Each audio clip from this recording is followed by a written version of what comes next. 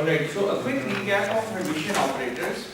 A Hermitian operator A has certain eigenstates given by lambda I, denoted by lambda I, labeled by lambda I.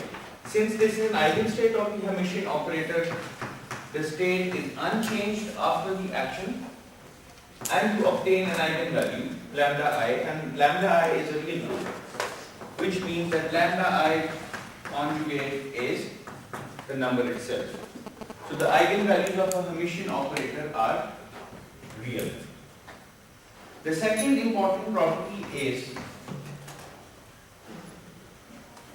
alright, so if you have an n-dimensional Hilbert space, this means you will have n eigenstates, lambda 1, lambda 2, lambda 3,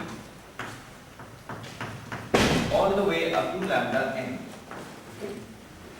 So these are all the eigenstates of the operator. So if the operator acts on any one of these states, you get the same state back again. If the operator acts on a superposition of any of these states, you don't necessarily get the same state. Is that true? So if I have, say, C1 lambda 1 plus C2 lambda 2, and the operator acts on this superposition, would the state remain unchanged or would it change?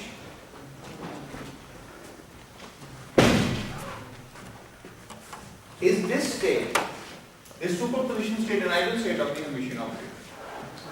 Yes. Okay, let's check this out. So A acting on this state, C1 is just a number, so it's porous. So A1 acting on this state gives me lambda 1, ket lambda 1 plus A acting on this state gives me C2 lambda 2, ket lambda 2. Now can this be written as something, say, B of the original state?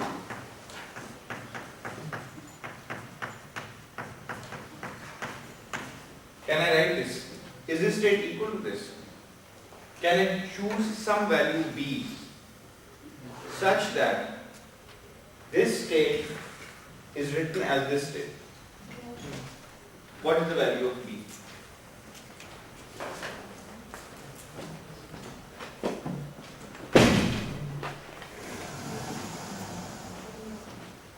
What is lambda?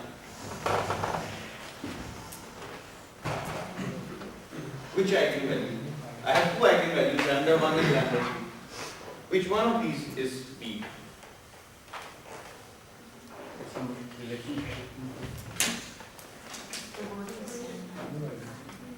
Right. So this state, which is a superposition of any two eigenstates, is not an eigenstate of the Hermitian operator in general. Okay. It will be an eigenstate only if this lambda 1 equals lambda 2. Okay. So if you have a set of eigenstates for an operator, the superposition of any 2 or 3 or 4 eigenstates is not necessarily an eigenstate of the operator. It's only an eigenstate if the corresponding eigenvalues are equal. Only superposition of degenerate eigenstates will be an eigenstate of the operator. Okay? So if these are eigenstates, their superposition is not necessarily in general an eigenstate. Only superposition of degenerate eigenstates are an eigenstate. Okay. So the first property is that the eigenvalues are real for a Hermitian operator. The second important property is that if lambda I does not equal lambda j, which means you pick two eigenstates whose eigenvalues are distinct, such eigenstates are non-degenerate. then the corresponding eigenstates will be orthogonal. Okay? And we proved this in the previous lecture. The third important property is, suppose I have n eigenstates, which are these eigenstates. Let me rewrite these states. Lambda 1, lambda 2, lambda 3, lambda 4, up to lambda n, right? So these are the eigenstates of the operator A. Now suppose the eigenvalues corresponding to these states are lambda 1, lambda 2, lambda 3, lambda 4, up to lambda n, right? So these are the eigenvalues of the operator. Now the set of eigenvalues is also called the spectrum of the operator. The spectrum of the operator. Okay? Alright? Now if all of these eigenvalues are distinct, if all the eigenvalues are different, then according to rule number 2, all the eigenstates will be mutually orthogonal. Alright? Now if these eigenstates are mutually orthogonal and the number of eigenstates is also n, and it's an n-dimensional space, then these eigenstates will form a basis for the operator, or for that Hilbert space. Any state psi living in that Hilbert space, which is n-dimensional and n is finite, can then be represented as a superposition of these states. Right? Because all of these states are mutually orthogonal and their number is the same as the dimensionality of the space, which means that these eigenstates form a basis for a state living in that Hilbert space. Okay. Any vector can be represented as a superposition of these states, correct? So any vector living in that Hilbert space can be written as some Ci lambda I summed over all i's, correct? Because all of these eigenstates, they form a complete set. They span the entire space, which means they form a basis. They are also orthogonal. Okay.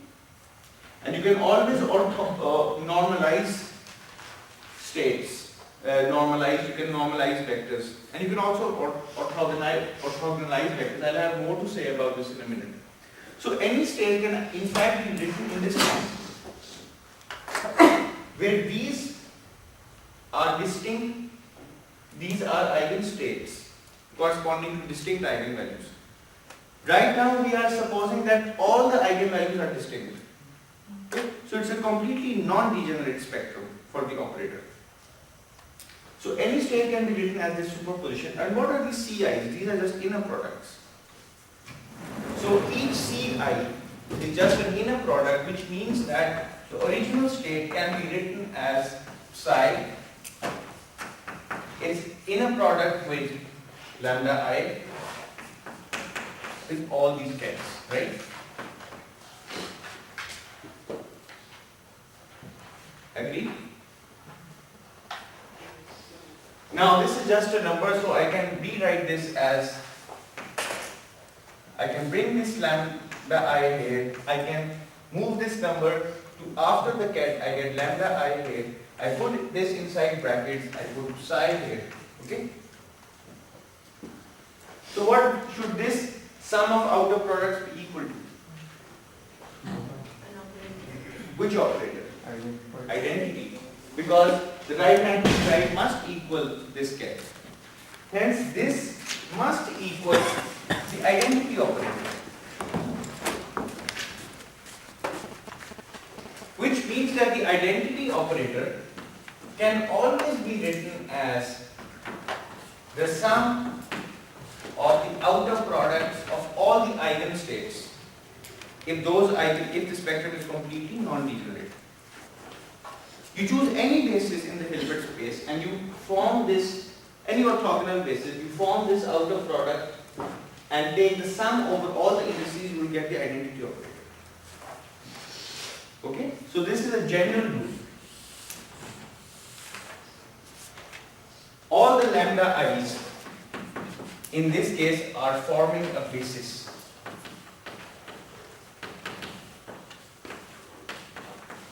Okay?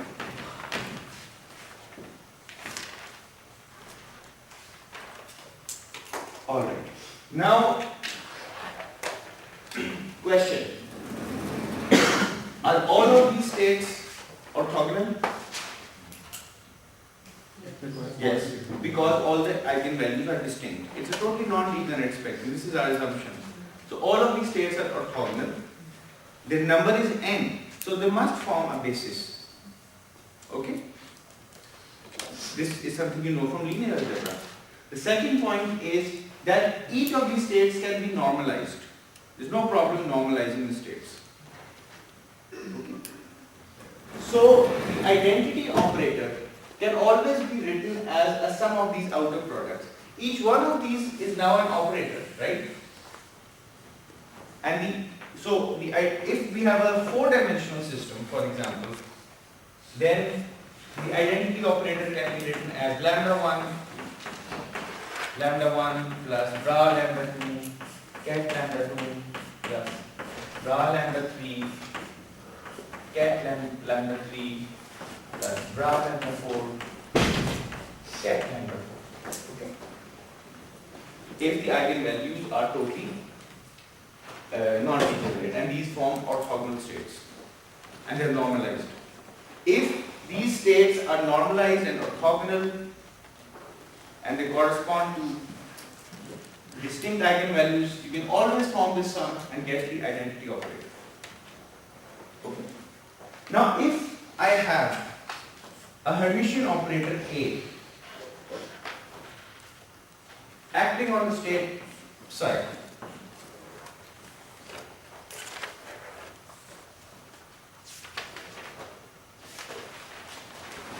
okay.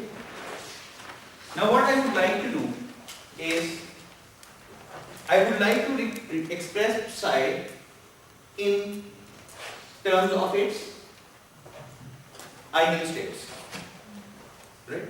So A now acts on lambda I, the projection of psi onto lambda I summed up over all the i's.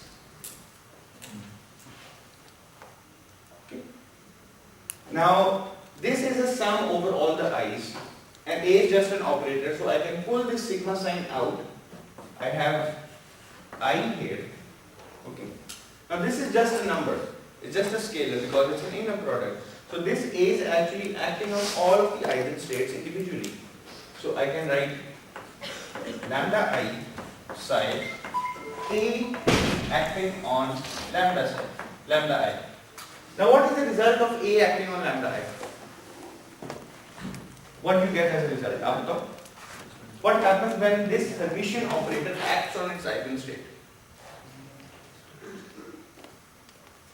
This is an eigenstate of the operator. So what is the result for this operation? Up time. Up time. Lambda I times ket. Lambda I times its ket. So I get this is a sum. Lambda I is just a number. I put lambda I here. Okay. And I put cat lambda I here. Okay.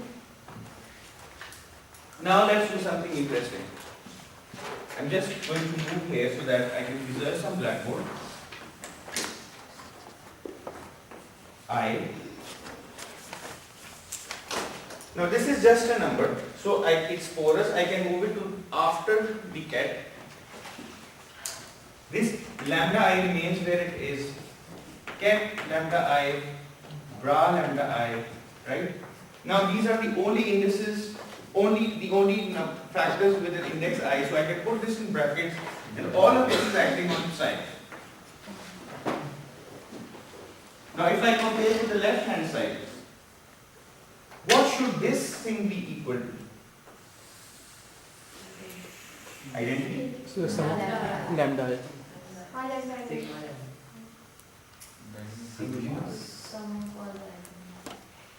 It's not going to be sigma lambda. Why is it going to be sigma?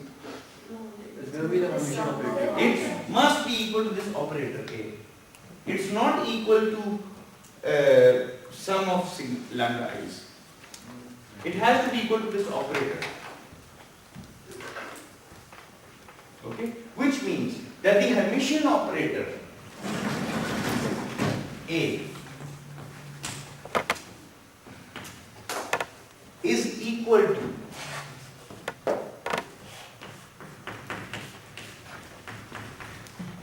these outer products multiplied with the eigenvalue summed up over all values of I.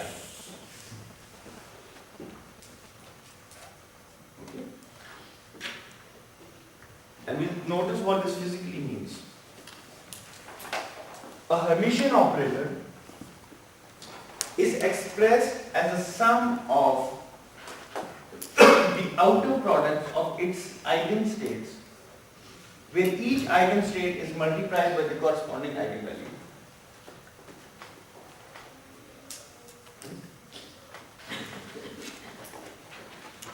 If okay, I will do that. What do we see here? Suppose I have a four-dimensional Hilbert space, right? Suppose my n equals 4. And I have an operator A living in this four-dimensional Hilbert space. The eigenstates are lambda 1, lambda 2, lambda 3, lambda 4. And suppose the eigenvalues associated with these states are lambda 1, lambda 2, lambda 3, lambda 4, and none of them are equal. Okay? None of them are equal. Okay, so it's a completely non-degenerate spectrum. Now I know that the identity operator is equal to this, because all of these four states form a basis. They form a complete set. They are mutually orthogonal and they can be normalized, so they form a basis or a complete set. So the identity operator can always be written as this. Now this result tells me that the operator A can be written as lambda 1, which is the eigenvalue corresponding to this eigenstate, multiplied by the outer product of lambda 1 with itself plus lambda 2, outer product of lambda 2 with itself, plus lambda 3 with itself, lambda 4, outer product of lambda 4 with itself. Okay? Agreed? This is called the spectral decomposition of the operator. We have decomposed the operator in a certain basis itself. Generally we decompose vectors, right? This is a decomposition of a state in a basis. Okay? What we've done here, we've decomposed an operator in a certain basis. So, in the operator space, in the space of operators, vectors live in a space which is called the Hilbert space. Operators also live in a space. It's generally called the superoperator space or the Liouville space. It's beyond the scope of this text, but any operator, Hermitian operator, can also be expressed as a sum of these basis operators with the corresponding eigenvalue. Okay? This spectral decomposition of a Hermitian operator is the most important, I would say, one of the most important results in quantum mechanics. Any operator can be, Hermitian operator can be spectrally decomposed, especially when we talk about finite dimensional systems. Okay, and this has a lot of useful ramifications as we will explore. Okay. Now the third point I would like to mention is, and remember, these are real numbers. Okay, before we move on to point number 3, I would like to represent an operator in a certain basis. I would like to choose a representation. Suppose my representation is such that lambda 1 equals 1, 0, and n minus 1, 0. Lambda 2 has a 1 in the second position, and so on. Lambda n has a 1 in the last position, right? And this column vector, each column vector is n entry. So this is my choice of basis and my choice of representation. Now I want to express this operator in this representation, which means operator A, of course, will be represented by a matrix. Now could you tell me, what would this matrix look like and what will be its entries? It will be lambda 1 and then 0 on 0. Right. Then lambda 2. It's going to be a diagonal matrix. Okay. It's going to be like this: lambda 1, lambda 2, lambda 3, lambda n, right? And zeros everywhere else. Okay? It's going to be 0 everywhere else. So a diagonal matrix, in shorthand I can also write as diagonal matrix lambda 1, lambda 2, lambda 3, lambda n. Okay? So this is a shorthand way of writing a matrix. What does this mean? This means that if I use the eigenstates as the basis in the Hilbert space, then a Hermitian operator in the same representation will be represented, becomes a diagonal matrix. Let me write down the statement. A Hermitian operator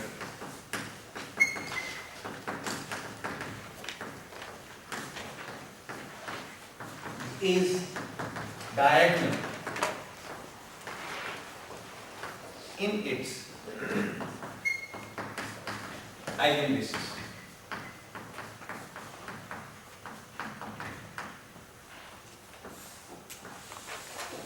A Hermitian operator with a totally non-degenerate spectrum has eigenvalues and eigenstates. If you use your eigenstates as the basis, then that operator in the basis we've chosen will become a diagonal matrix. And the entries of the diagonal matrix are the eigenvalues of the operator itself. And diagonal matrices are very useful to deal with because they commute with everything, they're easy to multiply, and so on. And these eigenvalues, when we will discover today, are the pillar of quantum measurements. Okay, we'll learn that today. Now, the statement that I've written here, I've intuitively given you, and you in fact told me that this operator is going to be diagonal. Can you prove this mathematically? How can you prove it? We have the get of this so we can find the corresponding broad multiply it out. Okay, so you have the matrix, you multiply it with the individual matrices. That's fine. But if I've given you this operator, I would like to find the matrix elements of this operator. And those matrix elements should be 1 only in the diagonal position and 0 elsewhere. So what I need to prove is that if I have this A, which is an operator and really a matrix, then the jkth element of this matrix, what should this be equal to? 0? Except when j equals to. When j equals to k, what should this matrix element be equal to? First of all, tell me, do you realize that this is a matrix, element of a matrix? Right? Jth row, kth column. Now, if this were true, what we've seen that written in the eigenbasis, the matrix element, if the matrix is diagonal, what should this element be equal to? 0 all the time? Unless j equals k. And when j equals k, what is its value? 1. It's not 1. It's lambda j. Right? It's lambda, when j equals k, then its value should be lambda j or lambda k, because j equals k. So you can write lambda j delta j k. Okay? The jkth element of this operator, of this matrix, should be equal to lambda j into delta jk. ये समझे? यार ये एक ऐसा number है, एक ऐसा function है, अजीब सा फंक्शन है जो वन वैल्यू ले लेता है जब ये दो इंडिसेस बराबर होते हैं, और अदरवाइज ये जीरो ले लेता है, ठीक है? But we know that this jkth element of an operator is simply the operator, and you take the inner product such that you get write bra j here and get k here, right? This is the jkth element of the operator. Okay? Since we've chosen a representation, this j is really lambda j. This is a. This is lambda k. Okay? And we have to prove that this element equals this. So this lambda j, bra lambda j, is written as this. A I pick up from there. Lambda I, cat lambda I, bra lambda I, cat lambda k. Sir उस step से नीचे step पे कैसे होगा? मैंने भी ये हमें प्रूव करना है. प्रूव करना जी. तो मैंने ajk is the jkth element of the operator A. We know that the jkth element of operator A is this. Okay. This is something we dealt with in the previous class. And now we're going to solve this. Now since this is a sum over all of i's and there is no I appearing anywhere else, this sigma sign can be taken out.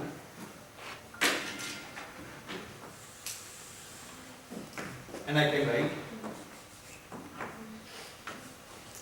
bra lambda j lambda I lambda I lambda k.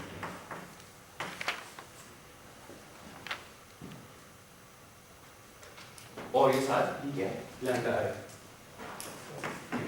The eigenvalue lambda I. Okay. Now these are orthogonal eigensets. Okay. Hence this number is non-zero only when j equals I and I equals k. So only one I is picked. The I that equals j that equals k.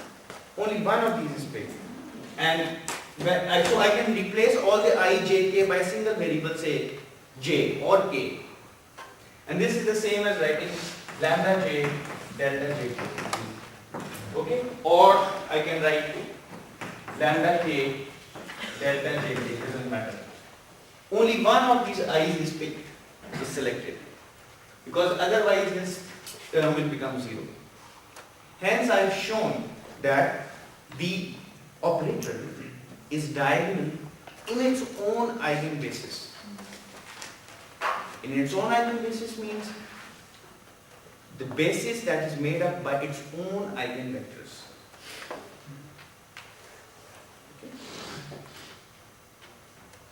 तीसरी चीज जो operators Hermitian operators के बारे में जाननी जरूरी है वो थोड़ी सी ट्रिकी है लेकिन इतनी मुश्किल भी नहीं है.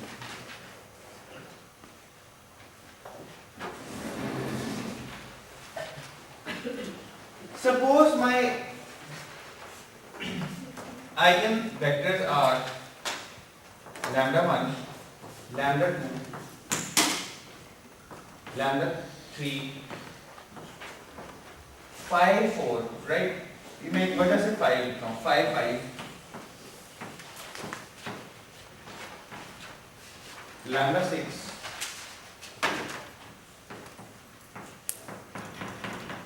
Lambda n. Okay. So suppose these are my eigenstates. And the eigenvalues are, of course, lambda 1, lambda 2, lambda 3, and these are all different. Okay. The eigenvalue corresponding to 5, 4 is lambda 4, and the eigenvalue corresponding to this is lambda 5. But it turns out that these eigenvalues are equal. Okay.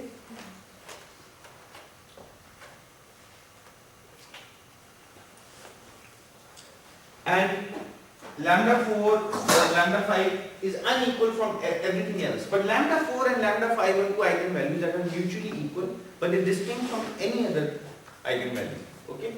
So we have lambda 6 here. This is lambda n. Okay? So now we don't have a completely non-degenerate spectrum. Two eigenvalues are mutually equal. So two eigenstates, 5, 4 and 5, 5 are degenerate. These are two different eigenstates that have the same eigenvalue. Is the identity matrix Hermitian?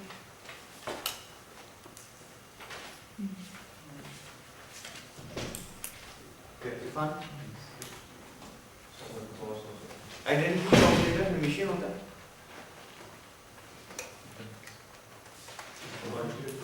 Complex conjugate the transpose. It is Hermitian. And what are the eigenvalues of this unit operator?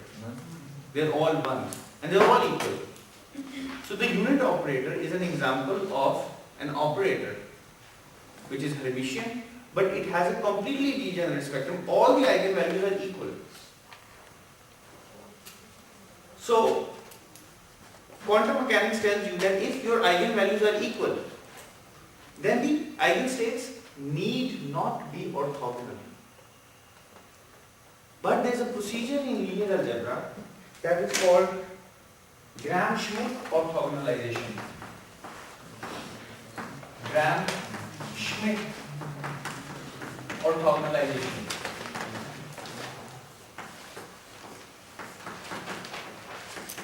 Right? Have you studied this procedure? No one gets it. Alright. You can look up a linear algebra book and I'll upload 1 or 2 pages as a proof.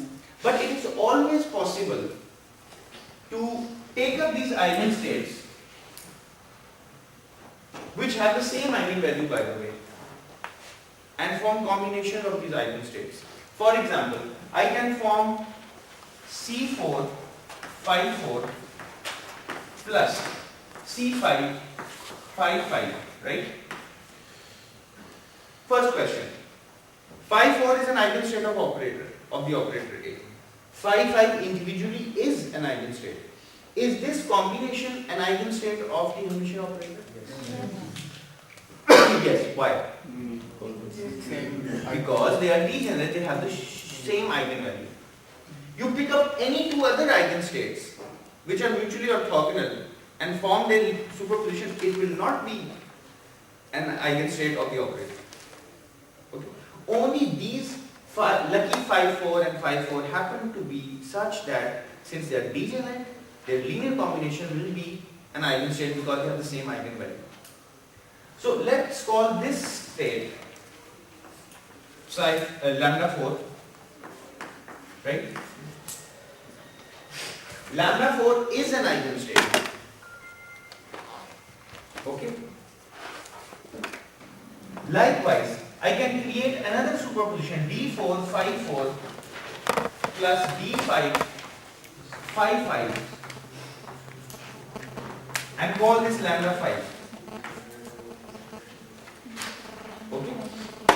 Now it turns out that these coefficients, the C's and the D's, can be chosen by an algorithm called the Gram-Schmidt orthogonalization procedure such that these states, which are eigenstates of the operator, they are mutually orthogonal and they are normalized.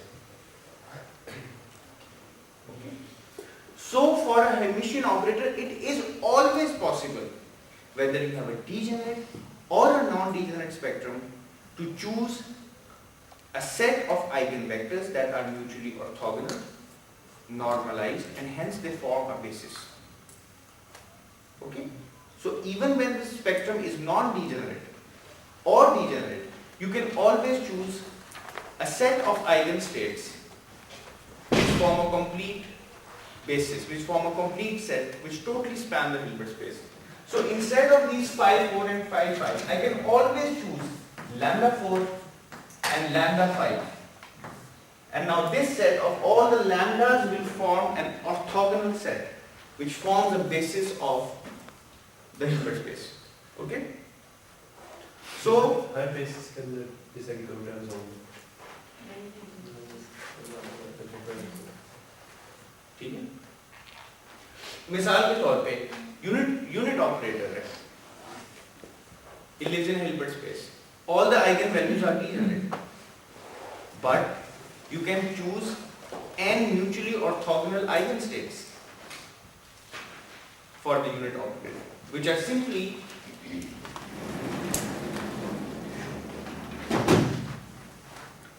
one, zero, zero, 0, 1,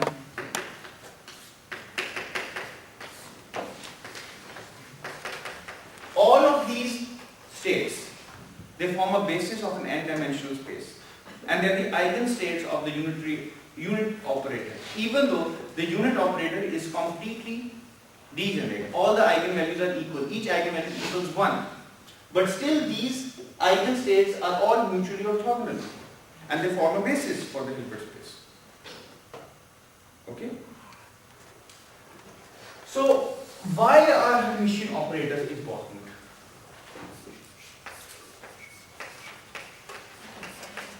Why are Hermitian operators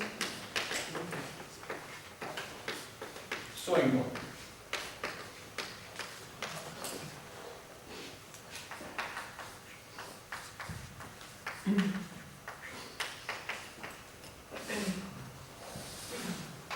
This is a question we'd like to now ask. So any questions from your side?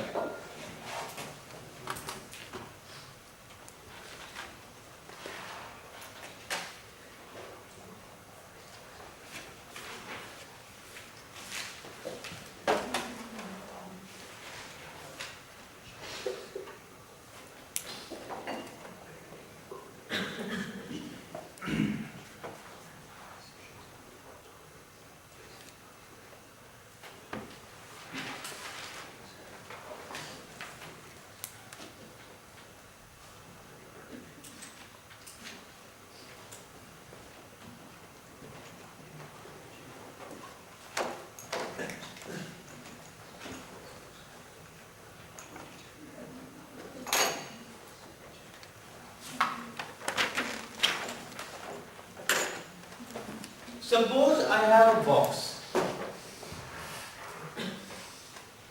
and it comprises photons, a set of photons, electrons, neutrons, subatomic particles that are obeying the laws of quantum mechanics. For example, they exist in superposition, something that cannot happen classically. You have a superposition of two orthogonal states, alpha plus beta, right?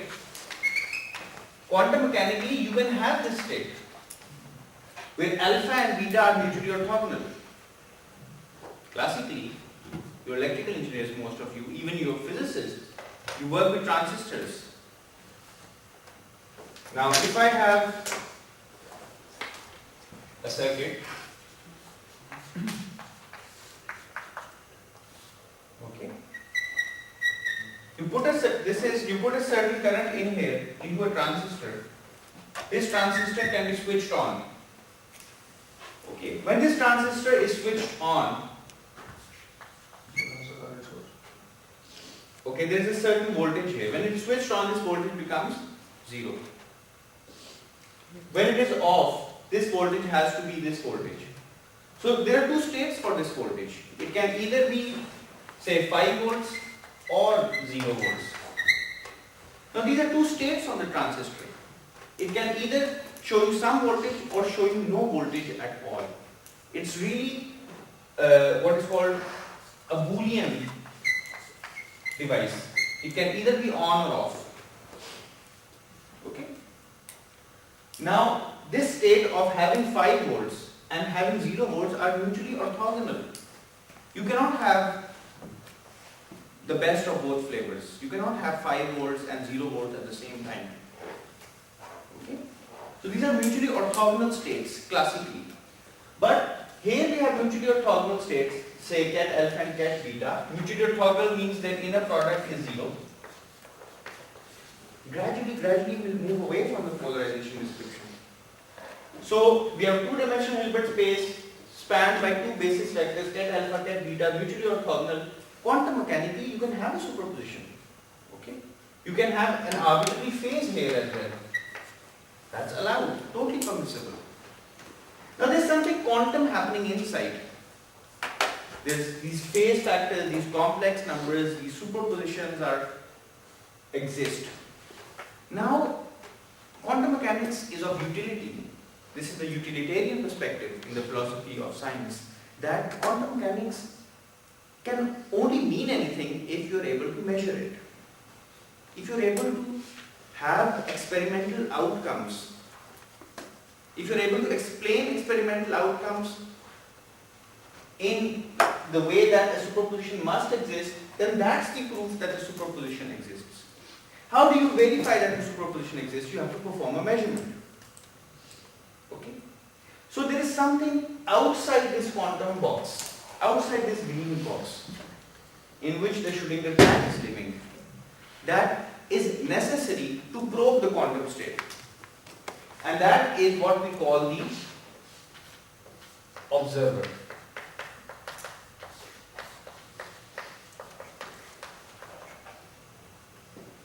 The observer can be a human being. The observer can be an ammeter, a voltmeter, a photon detector. It can be a piece of glass. It can be something that is outside this quantum box, which forms the surroundings of this system, that can probe the system. The environment can also be an observer. So one has to look into this quantum box and obtain what are called measurement outcomes. You have to measure the system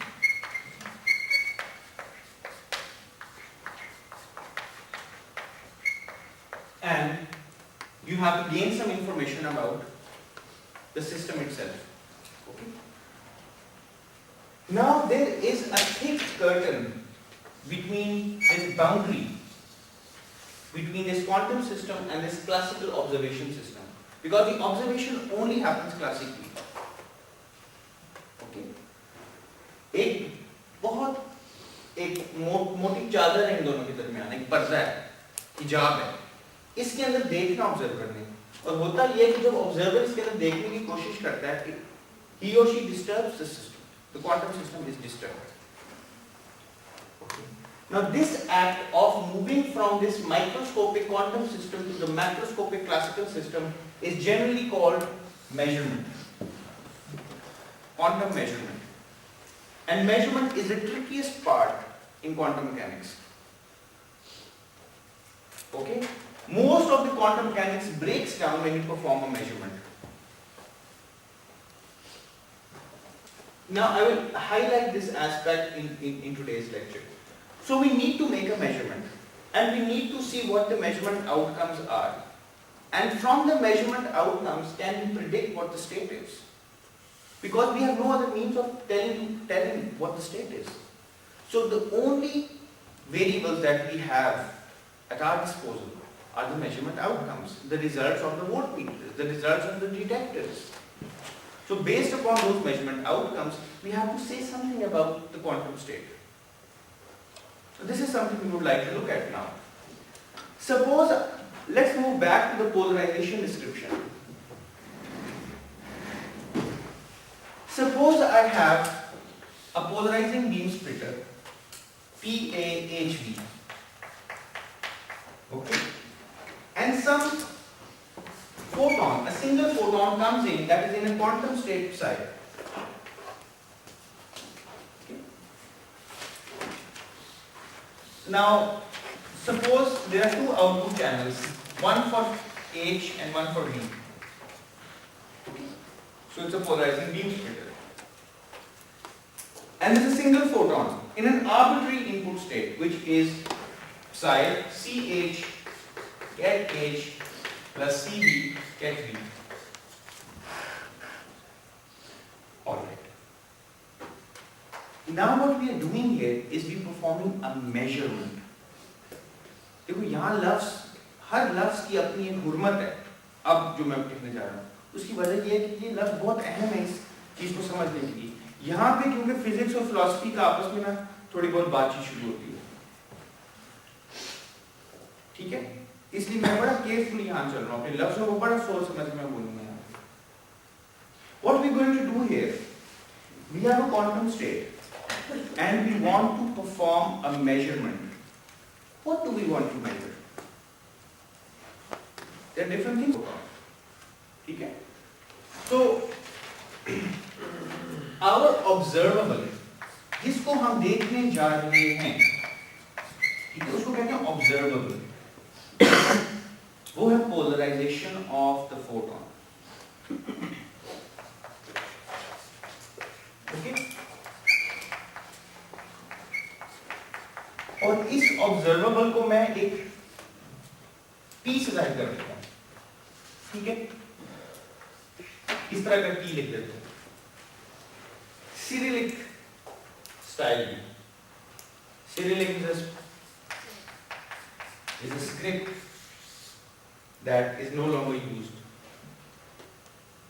Was spoken in Mesopotamia. So this is a Cyrillic P, which represents polarization, which is our observable here. Now the next question is, I'm going to measure the polarization, which is my observable. I represent it by P, but there are different ways in which I can measure polarization. Here I've chosen a beam splitter that splits the beam or the photon according to the horizontal and vertical channels into the horizontal and vertical states. And we also know that these states are mutually orthogonal. But that's not the only way in which I could perform this measurement. I can measure polarization in an infinite variety of ways. For example,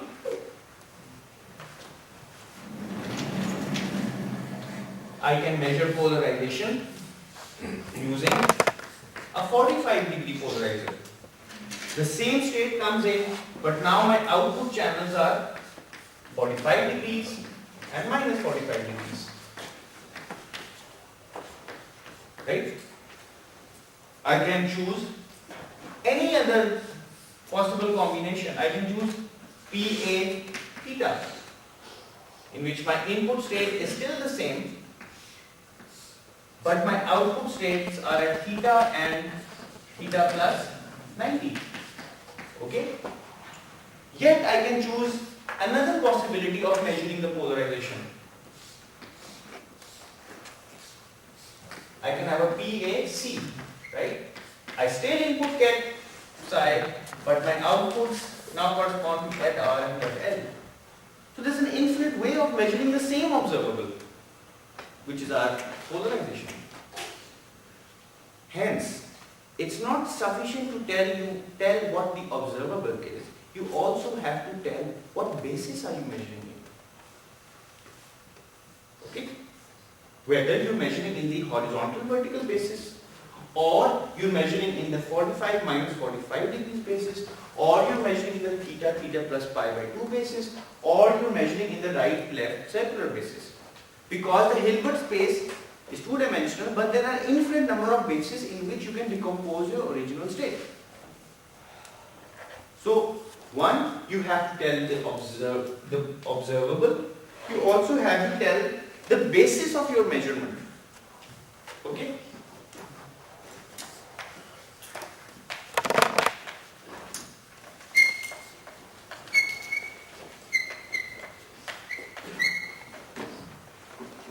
basis of your measurement.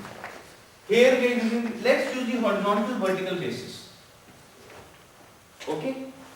Since I have to specify the basis, I put a small HV with this observable. Okay? Now I have an observable and I have a basis in which I am going to measure. Now the rule of quantum mechanics is that with every observable,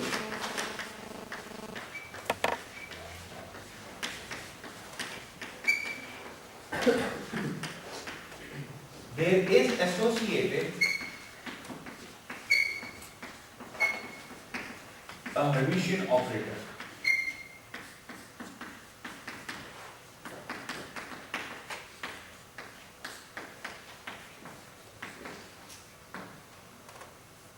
Now, the way quantum mechanics is generally presented historically is that it's a set of axioms, okay,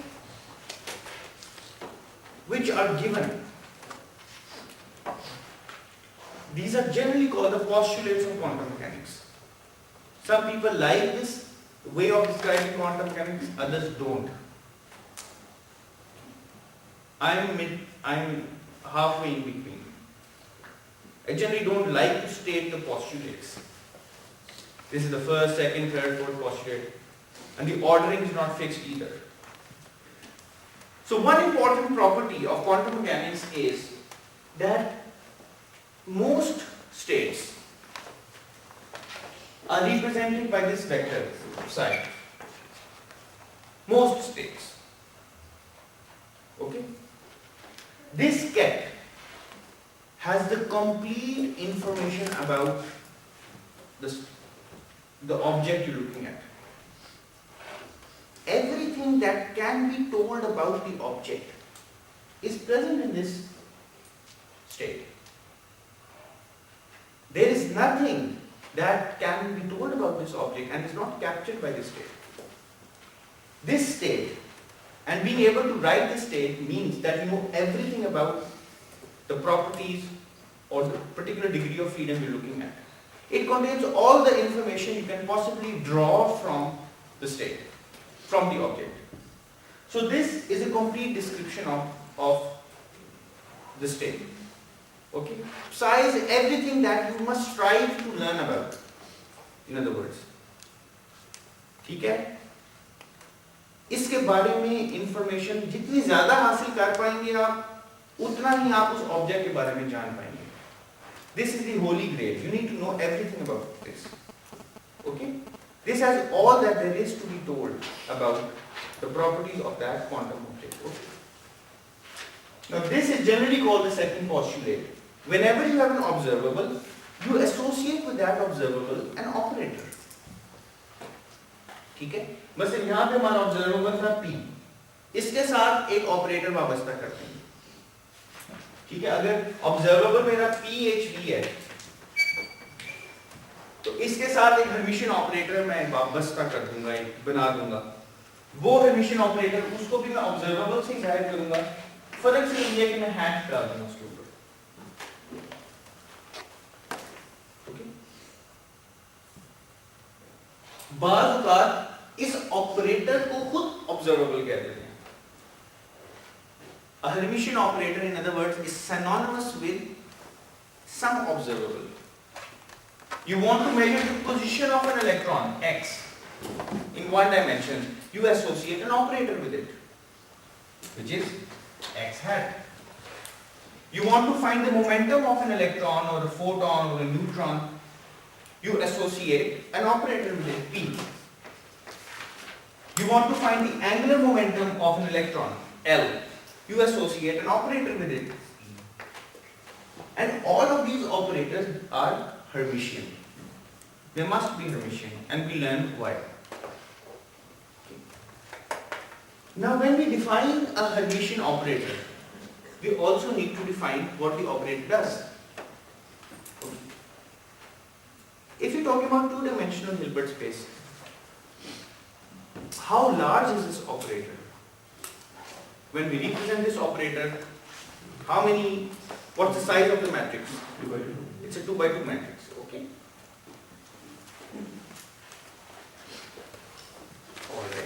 So it has two columns. So if we want to find out what this matrix is, we need to find how this operator acts on different states. Okay? How many states do we need to choose to identify this operator? 2. We choose 2 basis states, find the action of the operator on those basis states, and we can completely determine the operator. For example, PHV operator, the basis states, the basis that we've chosen for measurement is ket H, ket V. Okay? So we need to know the action of this operator on ket H, and we need to know the action of this operator on ket V.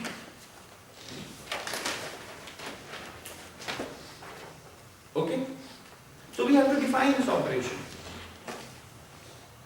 And if we define these 2 operations, we get complete knowledge of the operator. Because only this will give us the first column of the matrix description of the operator. This will give us the second column. Okay? Now what we have to define. Now this is a definition that we have to make. That's why I'm doing 3 line segments here. This is a definition. Let's call this Hermitian operator the polarization operator because it corresponds to the polarization observable. Okay? Now this polarization observable acts on ket H. This must be Hermitian. Okay? The basis states are the eigenstates of the Hermitian operator. Okay?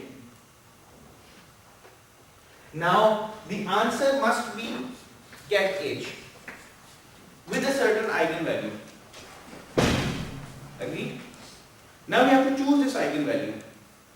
Let's call this eigenvalue +1.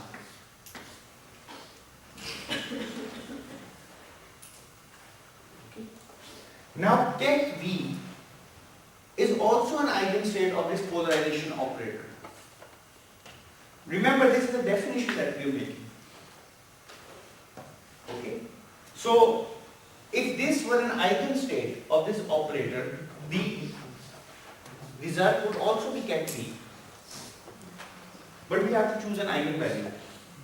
If we want to distinguish between the action of the polarization operator between H and V, and we must distinguish.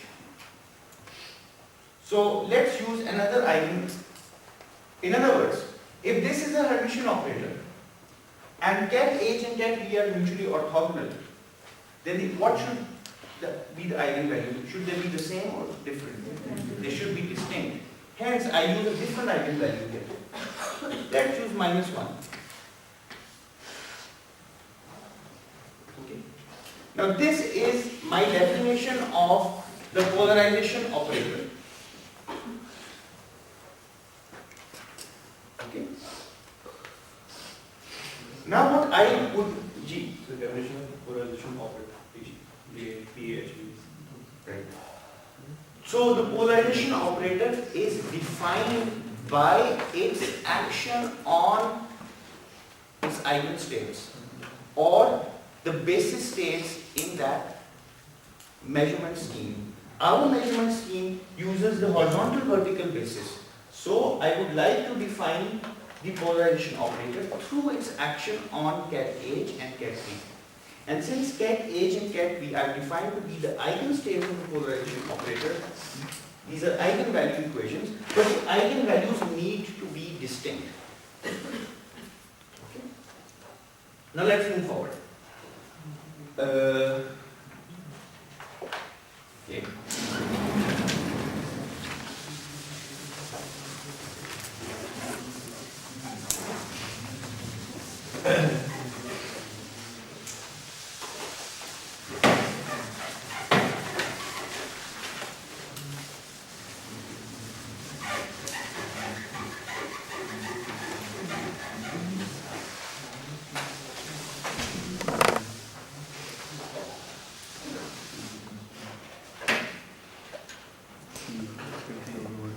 First question. I have the polarization operator, which is Hermitian. Can I spectrally decompose it? Yes. Now what are the eigenstates? ket H and ket V. So what I can do is I can spectrally decompose this operator according to this scheme. Okay? Ket H, bra H, ket V, bra V. It's a two-dimensional space, so only two outer products are needed. And I would put certain coefficients here. What should I put here? Plus 1. And what should I put here?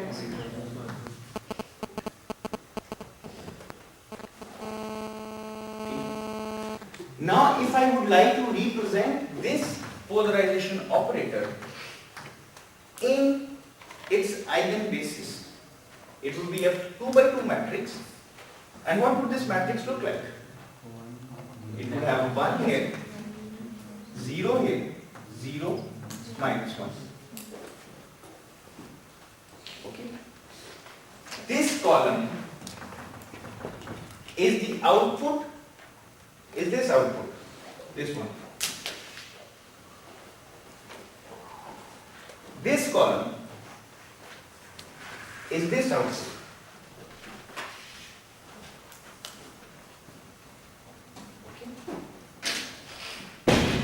First question. Now if I write this spectral decomposition of the Hermitian operator, we know that this is Hermitian. I can quickly prove this. If I just take the adjoint of this operator, it's the adjoint of this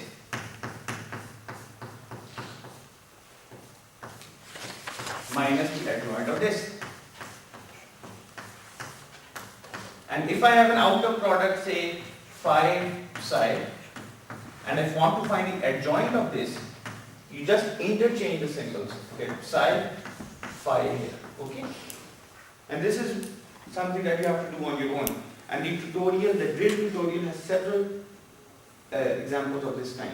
So, the Hermitian adjoint of the polarization operator is the operator itself, right? Hence, the polarization operator is Hermitian. Is the polarization operator a projection operator?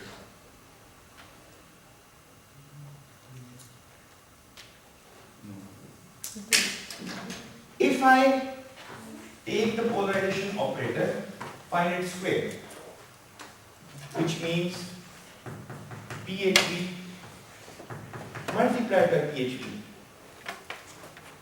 You can quickly check that this is not equal to PHV.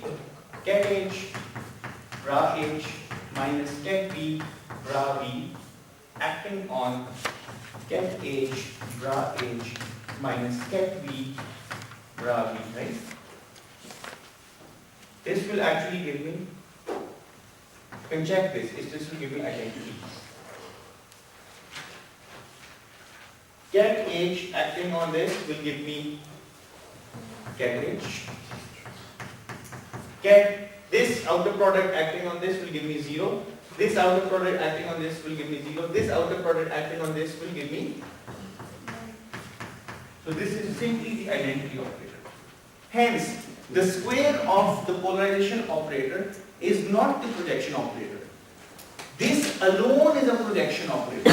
This alone is a projection operator.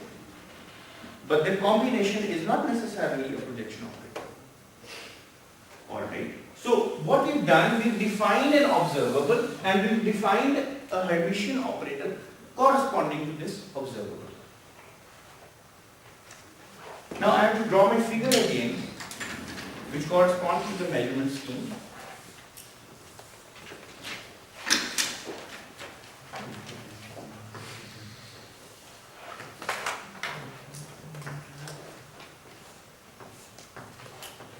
H. Okay.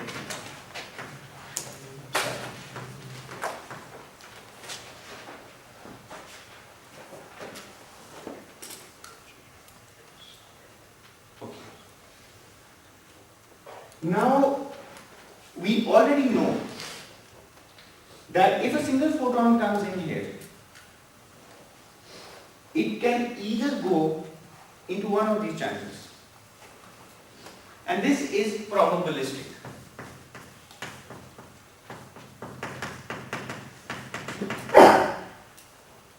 The probability that the photon will appear here is, what's the probability here? Not necessarily, why half? It's CH mod square, right? And the probability that the photon appears here is CD mod square. Now remember, if you have a single photon coming in and you perform this experiment and the photon appears here, from that single experiment you cannot tell what the probabilities are. It's very important. Then you put in another photon which has been somehow prepared in an identical state by nature, and you put it through the same system. It is well nigh possible that the same photon may appear here again. Still you cannot say anything about the probability. If you want to infer what this state is, you really have to perform this experiment an infinite number of times. Okay? However, you can approximately tell what the input state is by performing this experiment a sufficiently large number of times. Because if you have large number of experiments, the law of averages will work and they will give you an idea of what these probabilities are. But just looking at a single shot, at a single run of the experiment, cannot tell you what these probabilities are. And the best you can know are the modulus squared of these coefficients. And from the modulus squared, you cannot tell what CH is. Because this modulus squared, CH mod squared, is simply CH complex conjugate into CH. If you know this, or you have an approximate result for CH mod squared, you cannot tell what CH is. Because this is a complex number, it can have some phase with it as well. So going from measurements to the probabilities are fine, but going from measurements to probability amplitudes are really difficult. And the way to do that is to perform the same experiment in another basis. But this is something I am going to give as a homework. Anyway, so you input a state, these are certain probabilities that you get. Okay. Now what we do is that if I get a photon here, I pass these photons through detectors. I have a detector here and I have a detector here.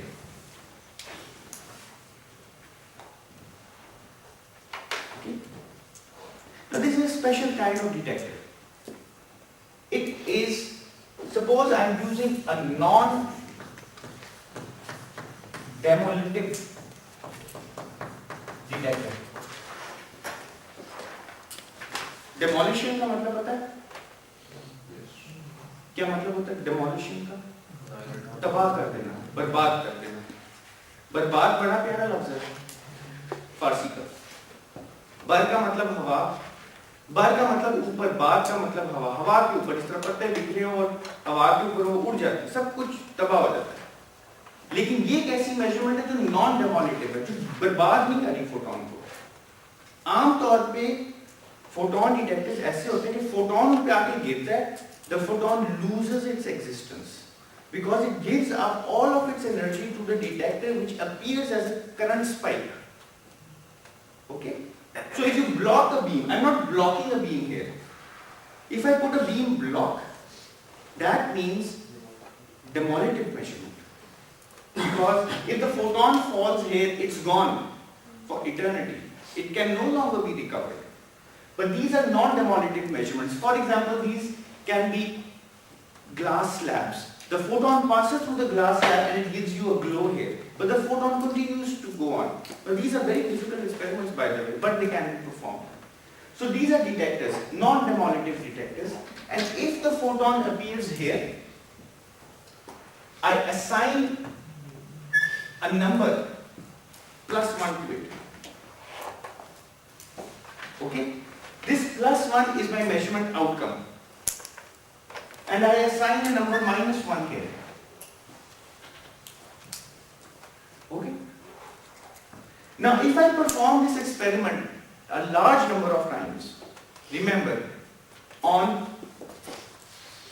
different photons, but different and identical photons. Remember this. It looks like a reverse tautology. I mean, it looks contradictory. But what does this mean? एक photon गुजरा, आगे चला गया, उस photon को उसके हाल पे छोड़ दो, उस पर दोबारा एक्सपेरिमेंट नहीं करना, क्योंकि हो सकता है उसकी स्टेट चेंज हो गई हो. ठीक है? अगला एक्सपेरिमेंट एक डिफरेंट फोटोन पे करना, जो आ रहा है नेचर से, आपको आ रहा है किसी सोर्स से आ रहा है आपके पास, लेकिन वो जो नया फोटोन आ रहा है वो पहले वाले फोटोन के आइडेंटिकल है, बिल्कुल उस जैसा है, बिल्कुल आइडेंटिकल ट्विन है. So you're performing this experiment multiple number of times on different but identical photons. Now as a result, you will get measurement outcomes. You can get plus 1, 1, plus में छोड़ दो, 1, 1, minus 1, 1, minus 1, minus 1, 1, 1, minus 1, 1, minus 1, minus 1, 1, 1. You will get a string of outcomes, okay? One photon coming in at a time, one photon coming in at a time. Now you have to look at the statistics of these measurement outcomes. ठीक है, इसका कुछ statistical analysis करना पड़ेगा, ठीक है? और वो statistical analysis हम 15 मिनट के बाद करेंगे, ठीक है? 11:30.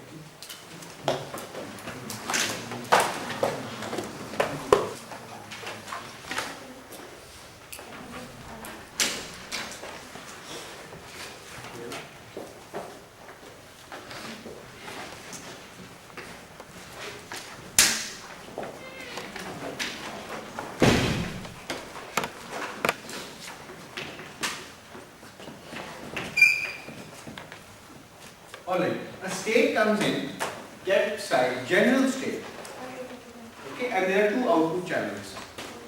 What we are going to do, what we are interested in is performing a measurement. The observable is the polarization in the horizontal vertical basis. Something I would like to emphasize again and again. You have to specify a basis when you're talking about measurement.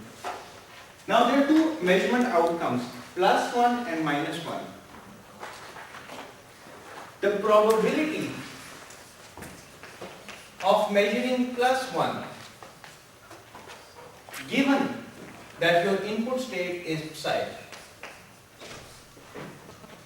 this we all know is the inner product of psi with the eigenstate h, right? Modulus square. Okay? This is the Born interpretation of quantum mechanics of the wave function. You find the inner product of the state which you want to measure with the eigenstate which corresponds to this measurement outcome. Okay? The result of course is CH mod squared. The probability of measuring the other measurement outcome, which is minus 1, given your input state is psi, the state that you wish to measure, which is called the measurand, this is your measurand, what you desire to measure is uncertain. And what does uncertainty mean? It means there are two possibilities. You can either get plus 1 or minus 1. This is what the inherent meaning of uncertainty is. Uncertainty is a range of possibilities. It's a realm of possibilities. I'm getting two possible outcomes. Getting plus 1 or minus 1. Now, these measurement outcomes will have a spread. Okay? Now I can measure this spread. I call it delta PH.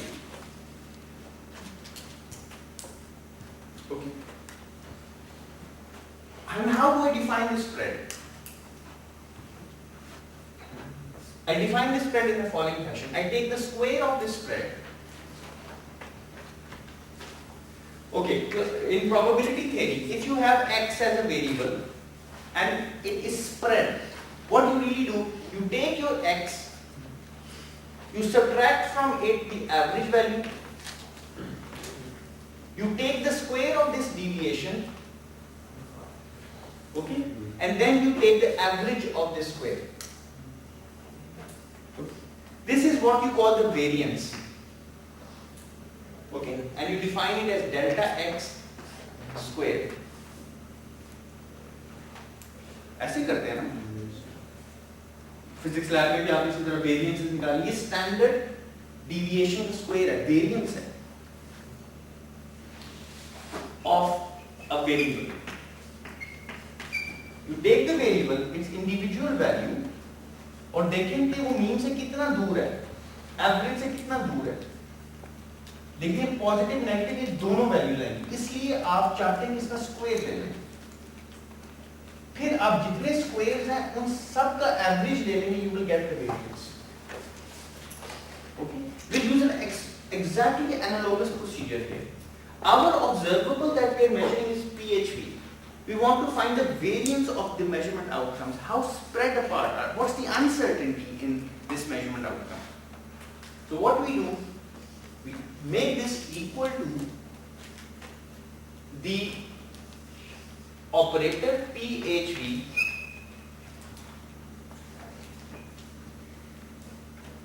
minus the expectation value of the operator.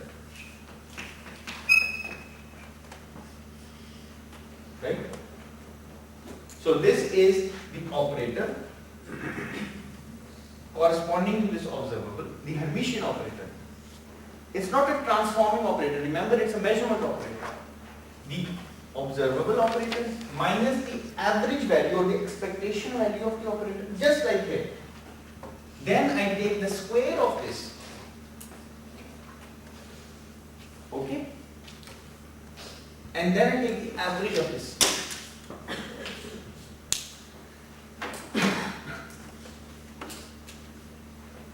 Okay? Now remember, this is an operator. Okay? Is this thing an operator? It's a number, but it's the expectation value of an operator, but itself it's a number. So now I have an operator minus a number. When I write something like this, there is an identity hidden here. Okay? Hidden. You don't normally write it, but there is a hidden identity here. Okay? So now let's expand this. I have PHV minus PHV, which is expectation value squared. Okay? Now let's find the square of this. This gives me the square of this operator plus the square of this expectation value, okay, minus 2 PHV operator multiplied by the number PHV, expectation value, and then the average of all of this.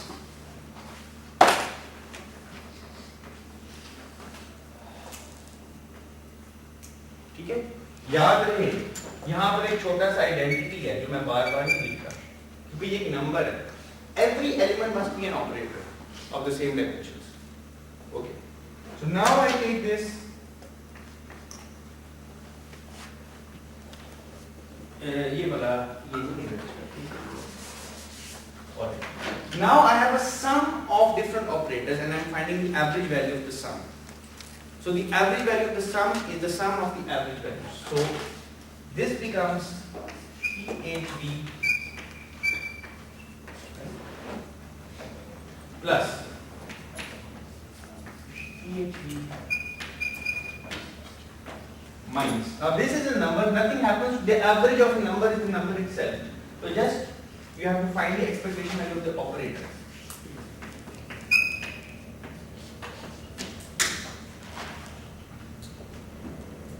समझ आया ये बात? देखो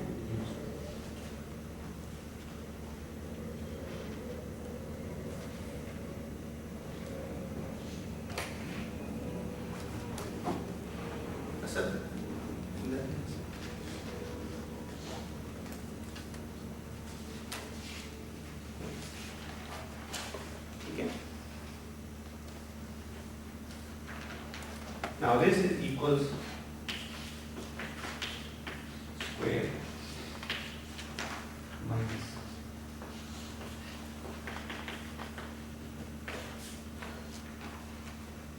देखो इनमें फर्क क्या है? This is the expectation value of the square of the measurement operator. This is the square of the expectation value of the operator. Okay?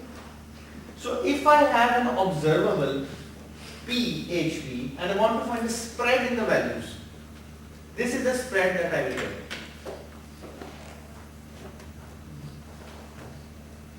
Okay? For example, if my input state were the 45 degrees polarized state, which is 1 over random 2 cat H plus cat B.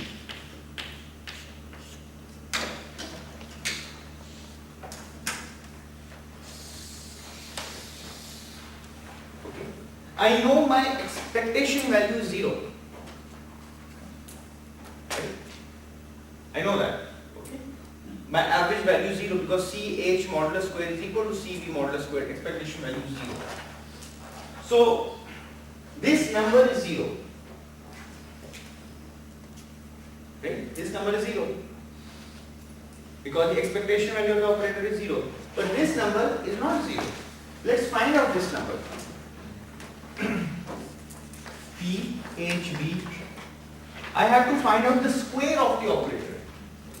But the square of the operator we've already, I think we've calculated is identity.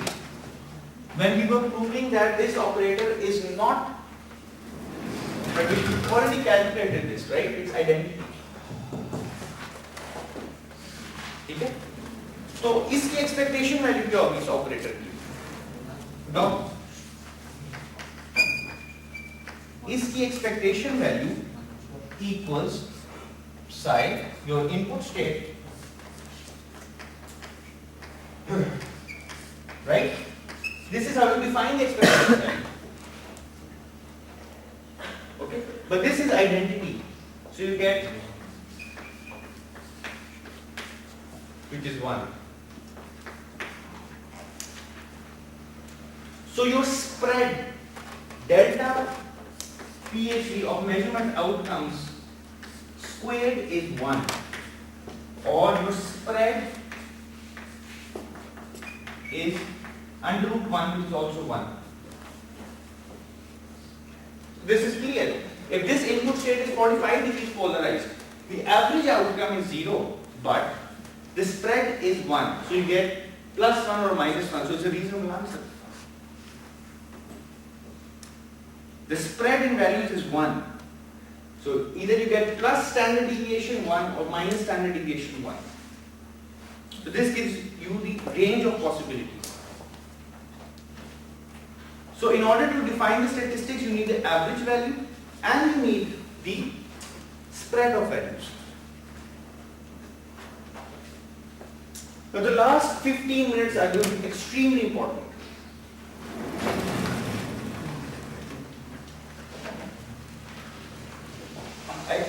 In the meantime, I give you 2-3 minutes just to digest all of this.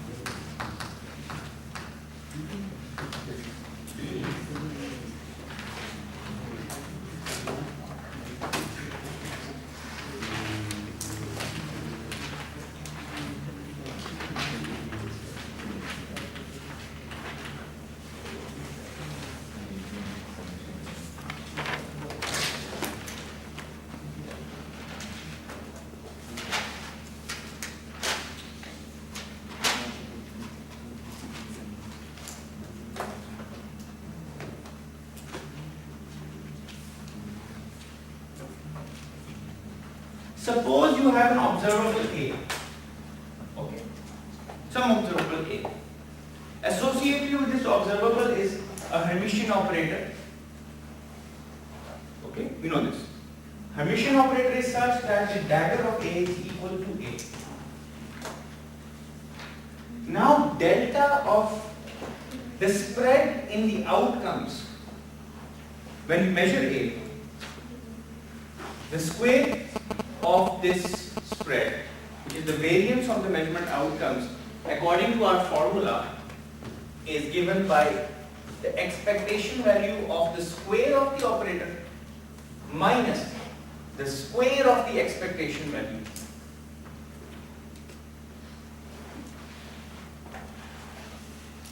Okay? Or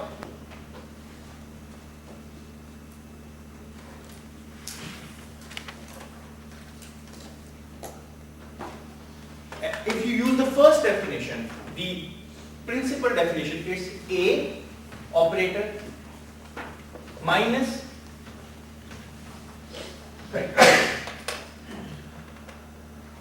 squared average, right?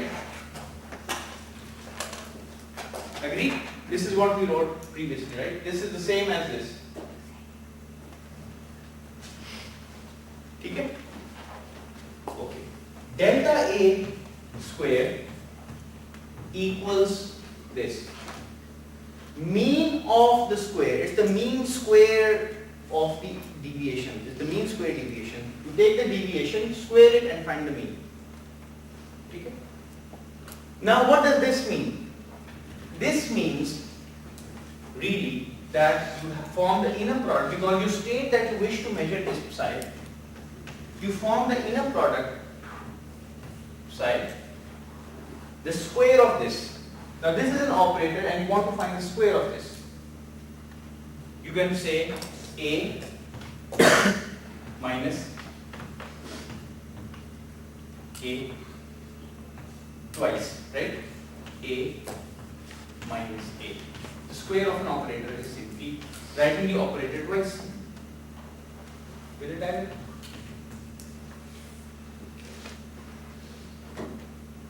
Okay. Now, if this is Hermitian, there's a small identity here. This is a number, so identity of course is Hermitian. The sum of two Hermitian operators is also Hermitian. So, this entire operator is also Hermitian. It doesn't harm if I put a dagger here, because the dagger of a Hermitian operator is the operator itself. Okay. Now let's suppose, let's call this has to be in state, has to be some state. It's not the outcome, or it's not the state that will be produced, but it's going to be some state. It's going to be some vector in the Hilbert space. Let's call it A. Let's define A minus A expectation value acting on the side. Let's call this small a. So delta A square becomes equal to the inner product of A with itself. Okay?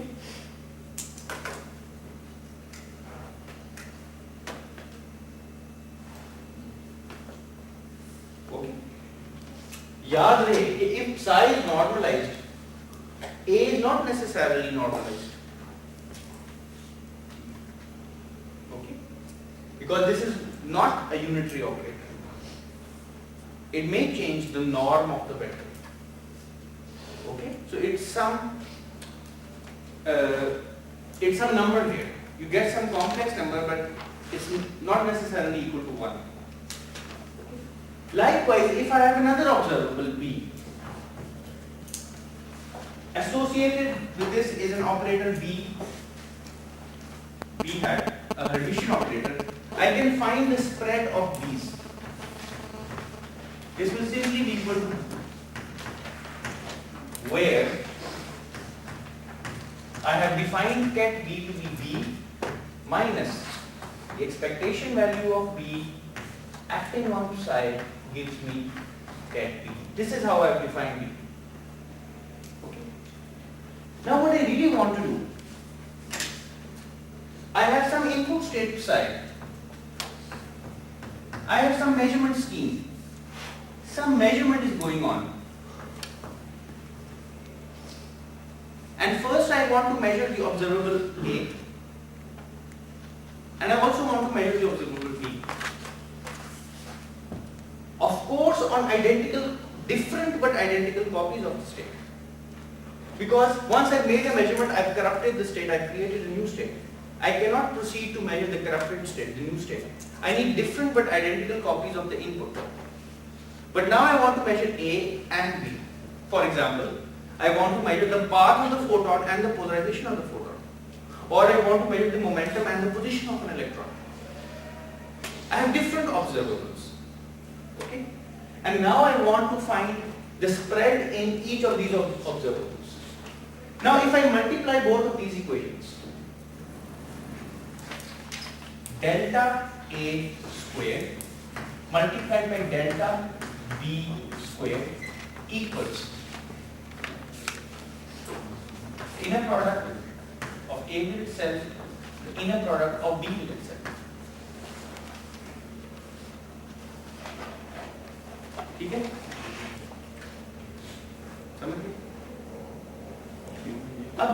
This is the length of a vector, this is the length of a vector. There is a rule in trigonometry which is called, which I'll give you as a homework problem, is called the Schwarz inequality. Schwarz inequality. The Schwarz inequality says that in three-dimensional, in Euclidean space, if you have a vector A and you find the length of this vector and you multiply it with the length of the vector B, this must be equal to or greater than A dotted with B, the dot product. This is called the Schwarz inequality. It holds true for quantum states as well. This is just the length of a quantum state of a vector. This is the length of a vector. And this is just the inner product between these quantum states. So this must be greater than or equal to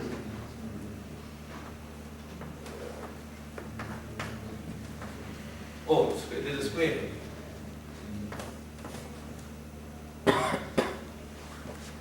Okay.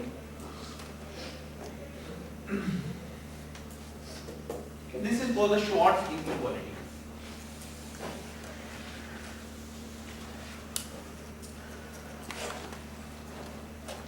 Which means that delta A squared into delta B squared, the product of the variances of these measurement outcomes must be greater than or equal to this number.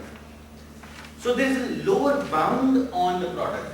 The product of the spreads of these variables has to be at least equal to this. It cannot be smaller than this number. Okay?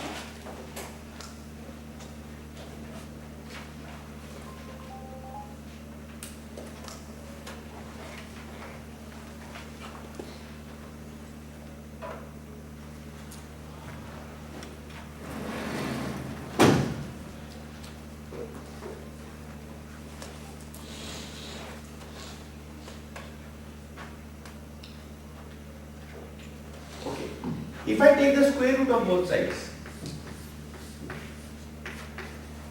this must be greater than or equal to A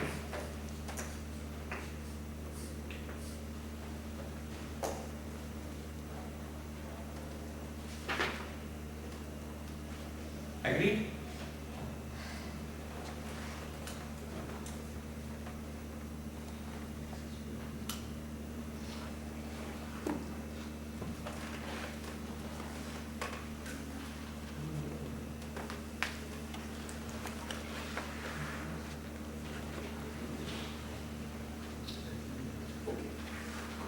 Before taking the square root,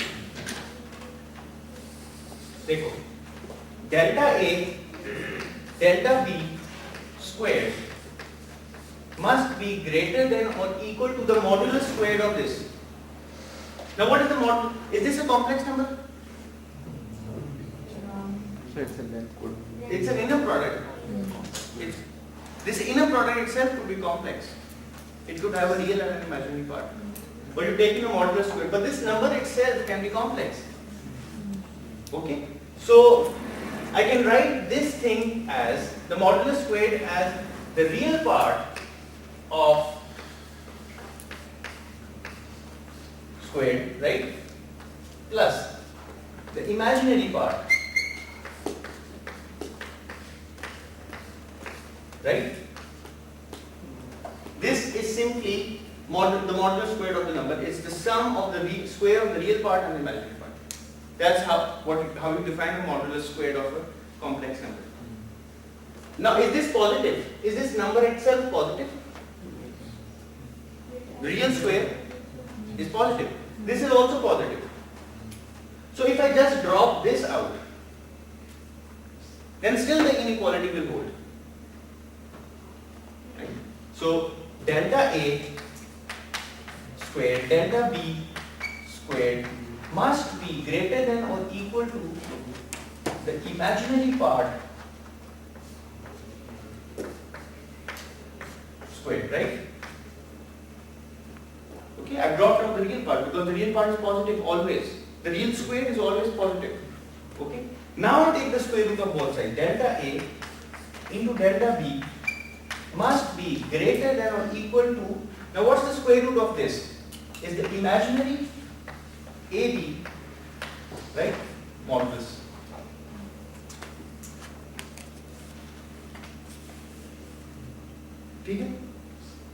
Okay. Now let's look at this expression.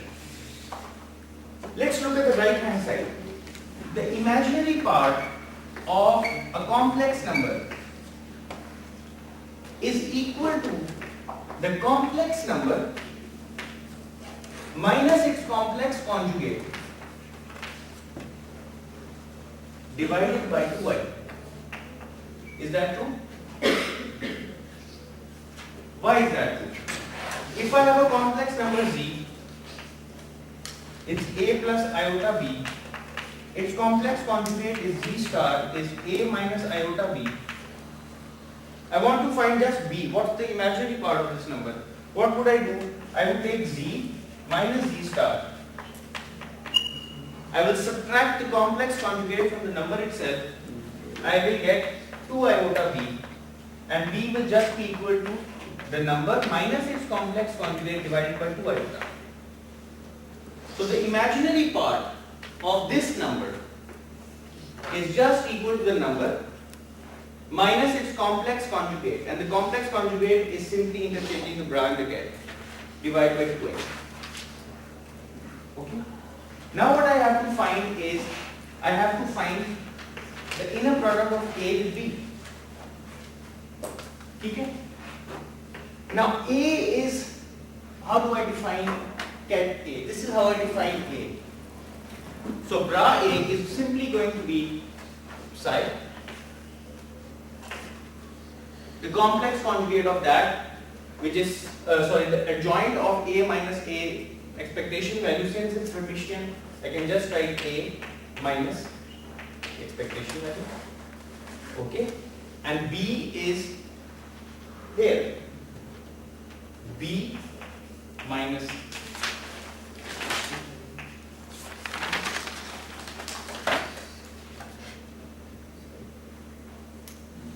okay.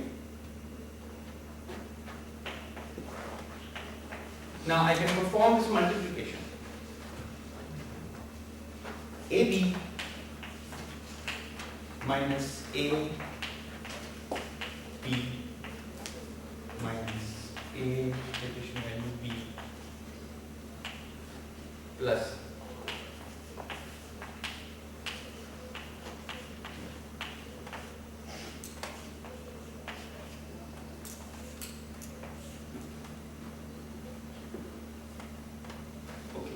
so this is simply the expectation value of this operator. Okay.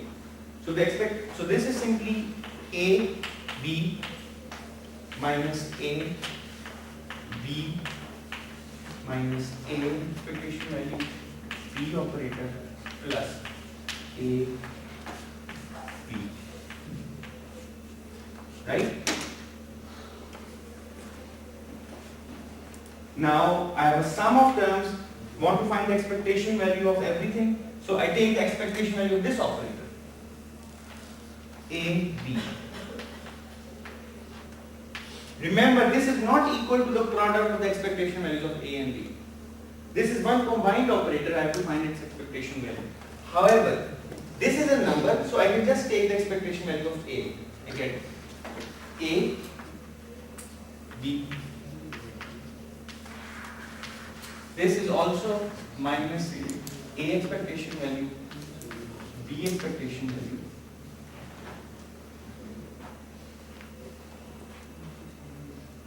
Plus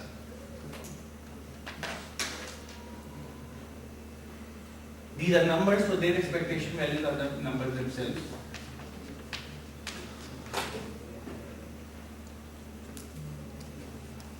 This just cancels out, right? I get AB, the product of A and B, its expectation value minus the expectation values of A multiplied with expectation value of B. This is equal to the inner product of A and B.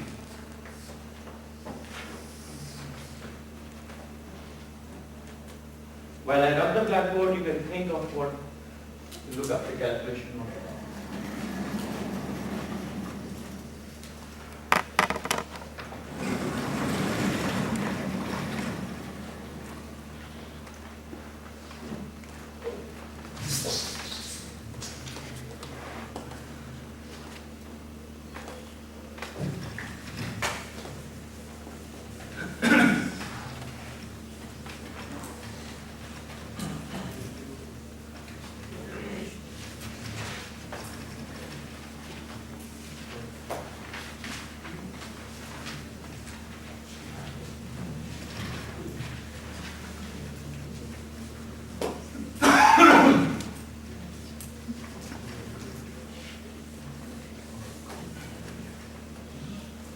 Okay, so I have found the inner product of A and B. What I really want to find out the imaginary part is its complex conjugate as well, right? Inner product of B and A. So I can just change the ordering. If A inner product of B is equal to this, then the inner product of B is equal with A. What is this going to be equal to? I just interchange A and B. So it's going to be B product with A, and remember this is not the same as this because operators don't commute. However, these are sheer numbers, pure numbers. So it doesn't matter, they don't matter.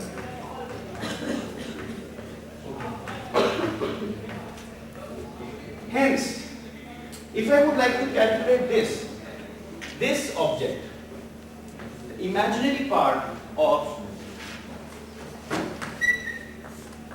inner product of A with B, I just take 1/2i, I write this down, AB expectation value minus BA. Okay? This cancels out.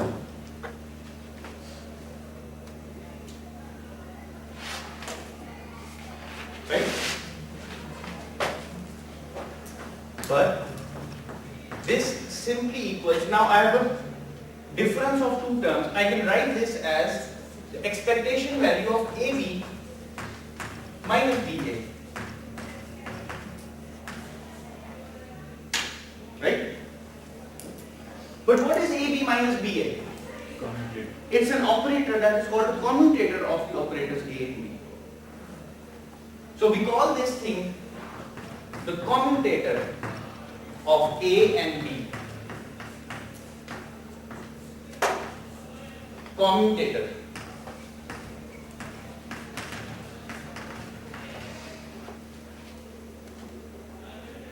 Commutator is AB minus BA.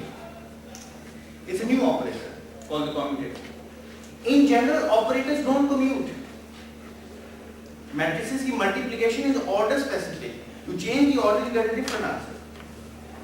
So commutator in general is not zero, and this is where the real power of quantum mechanics lies. Now these operators, this commutator in general is non-zero. Now we have all the bones we would like to put in the flesh. So we look at this expression. We have delta A, delta B must be greater than or equal to the modulus of the imaginary part of AB, but so I would like to find the modulus of this. 1 over 2i. Oh, of course I have these brackets here. 1 over 2i A commuted with B. Now, what is the modulus of 1 over 2i? 1 over 2. So, delta A, delta B has to be greater than or equal to 1 over 2, the expectation value of the commutator of the operators.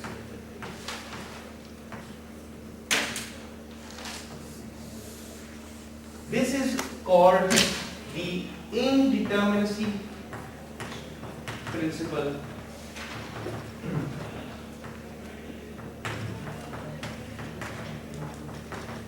Or if you would like to stick to history, originally Heisenberg calculated this result for one of the observables being position and the other being momentum, and they call it the position momentum uncertainty. So it's also called the uncertainty principle.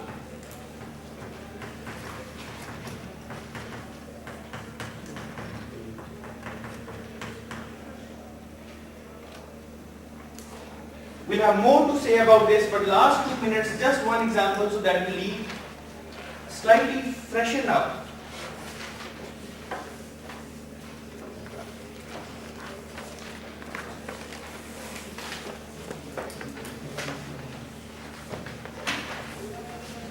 Remember our experiments that we discussed, a PAHV half-wave plate at 45 degrees, another PAHV and a PA45. A state comes in, an arbitrary state goes into these two channels, H and B. These are reversed by the half-wave plate because it's like a NOT gate. Interference takes place, right? And you have two outputs, a 45-degree channel and a minus 45-degree channel. And you notice that only one of these channels is populated if you don't do any measurement. Okay? Now we have two observables. One observable is A. The observable is which of these paths does the photon take. This is one observable. Okay. The other observable is B. B is what of these outputs does the photon appear at. Okay. Now if I don't observe A, which means I do not put any detectors here, there are no detectors here, right? There are no detectors here. I know nothing about the paths that the photon takes. I am completely uncertain about the path of the photon. There is a large spread in delta. There is a large delta A, which means I don't know which path the photon is taking. This delta A is large. Okay. But now I know for sure that the photon is taking one of the paths. However, if I put a detector here, a non-demonic detector, I can tell which path the photon has taken. So I have reduced delta A. So if I reduce delta A by gaining some information about the path of the photon, that is, I have reduced delta A, I have reduced the spread in the measurement outcomes. I pinpointed which path the photon is taking. Then the spread here increases. So now I get a photon here sometimes, now I get a photon here sometimes. So I would like to leave this discussion here, and I would just like to mention that two observables that do not commute, you cannot have arbitrary precision in both of these observables at the same time. There's a seesaw effect. You have to sacrifice precision in one observable if you would like to gain precision in another observable. And this has nothing to do with your instruments. All of this description is instrument independent. It has to do something with the observables and the quantum states that you measure. So this is a limit that is set by nature, by quantum mechanics. No matter how expensive a laboratory you will build, you will never be able to bypass this indeterminacy principle. So see you on Monday, inshallah.